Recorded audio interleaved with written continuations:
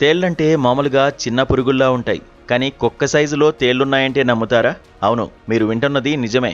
భూమిపై దాదాపు 415 మిలియన్ సంవత్సరాల కిందట కుక్క సైజులో ఉండే భారీ తేళ్లు సంచరించాయని తాజాగా శాస్త్రవేత్తలు గుర్తించారు. మీటరు పొడవు పెరిగే ఈ రాకాసి తేలుకు ప్రియాక్టురస్ గైగాస్ అని పేరు పెట్టారు. డైనోసార్లు, అడవులు కూడా ఏర్పడక ముందు కాలంలో ఇవి జీవించాయని పరిశోధకులు తెలిపారు. ఈ తేలుకు సంబంధించిన శిలాజాలను 19వ శతాబ్దంలోనే కనుగొన్నారు.